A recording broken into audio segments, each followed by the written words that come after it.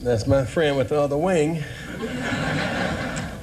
You know, one of the things that we heard this choir for education, to build that bridge and to make a greater commitment to cover and make insurance coverage available.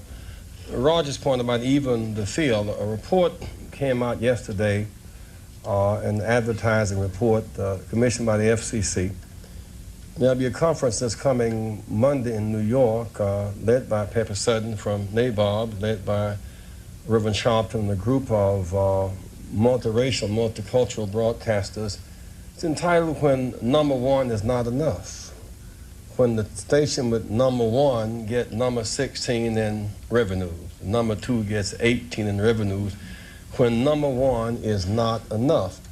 And that's his point about this Christendom. How you pronounce that? Christendom or something.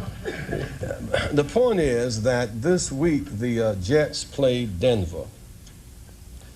And if the Jets beat Denver and Denver goes to the Super Bowl, that would be illegitimate. There'd be something missing about that. And we experience over and over again the winner going home and the loser going to the Super Bowl. And that's what Christendom is about. Thank you for that, Roger Ailes.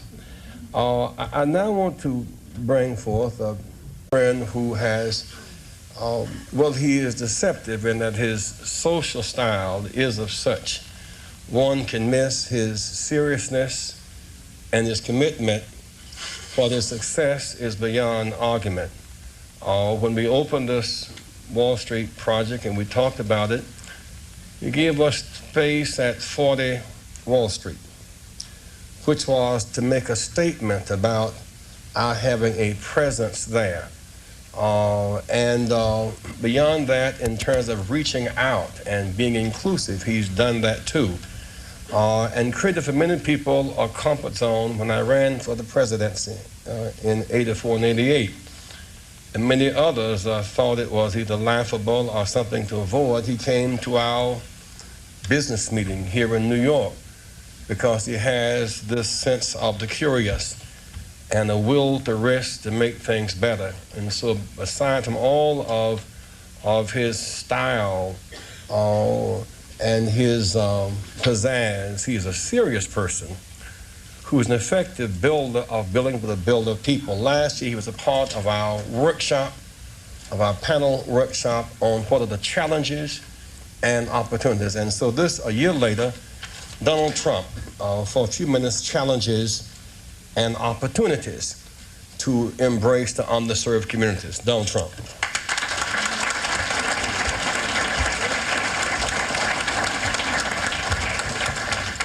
Well, it is an honor to be here, and I was with Jesse last year, and we had a lot of fun, and it was a little different.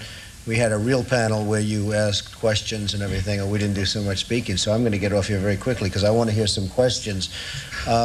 Jesse started off by saying most of the wealth in this country is in the hands of a few.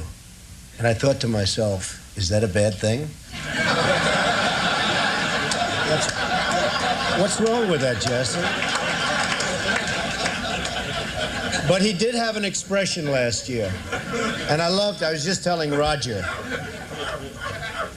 he had an expression last year, the wall on wall must fall. And you haven't used it today, and I'm very disappointed in this, Jesse, because I thought it was a great expression. And I heard the expression about 14 times, and then he came to me at the end of the session, and he said, listen, I want some office space in your building on Wall Street, because the wall on wall will fall. And I said, it's okay, Jesse, I'll make a good deal with you. I'll get you some space. You'll pay about $40 a foot. And he said, no, no, no. I don't want to pay 40. I said, how about 30? No. It was the cheapest deal I ever made in the history of 40 Wall Street. Is that right? He got it for nothing. He's a very tough negotiator. We know that, right? Nah, he's a terrific guy. We love him, and I'm here for him. And the snow came, and I said, gee, nobody's going to show up, and look at this place, it's packed. I do want to say a couple of things. First of all, where's Percy?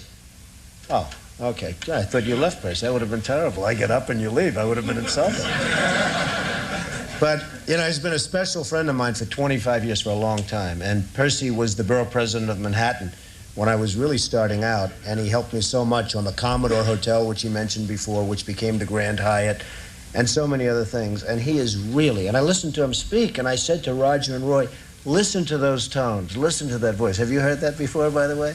What a beautiful tone, and what a beautiful man. And we love him. You really were a big help to me right at the beginning, and I really appreciate it. And you've done some great jobs. So I just want to sort of acknowledge that. Now, another couple, I'm sitting here with this man, Roy. If you want to borrow money, but with him you have to pay it back. That's the best. But if you want to borrow money on Wall Street, you go see Roy, because there's nobody like him at Goldman Sachs. And if you do want to run for president, you see this guy. You're 3-0. And when he left Bush, you know what happened to Bush's last campaign, folks? It wasn't very pretty. And now we have President Clinton, who's coming tonight. And I guess you like President Clinton very much, right, Jesse? Huh? Stand up and say it, Jesse.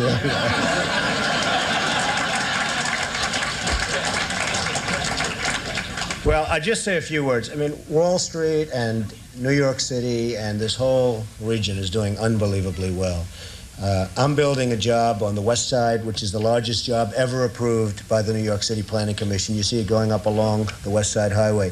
It's almost 10 million square feet. It's 18 buildings, and it's really going to be something. We're building a building that you probably heard of recently. It's the tallest residential tower anywhere in the world. It's 90 stories. People aren't happy about the fact that I'm building a 90-story building in New York City, but it's an as-of-right. It's called an as-of-right building, meaning you can do it by zoning, and it's going to be truly magnificent, right directly across from the United Nations. We just bought the General Motors building. We just completed Trump International Hotel and Tower, which just yesterday got the Mobile 5-star award. Only 4 in the country got it for its whatever it is, and it's been a tremendous success. We're doing a lot of other things, and I will tell you, a large percentage of the people, and especially in construction, that are building these great jobs are black and minorities, and I'm very proud of it. We have close to 25%, and I think the number's going up, and they do a great job. There are no better builders than we have in New York, and a big percentage of that is black and minority folks. So I just want to thank everybody in the room for being here. I look forward to some questions, and then I don't know how we're ever going to leave this building today, because if you look outside, it is terrible, but we'll figure a way. There's always a way, and thank you, Jesse, and congratulations.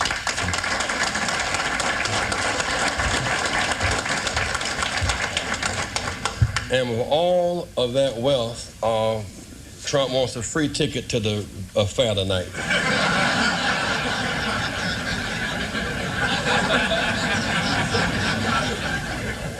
Freebie.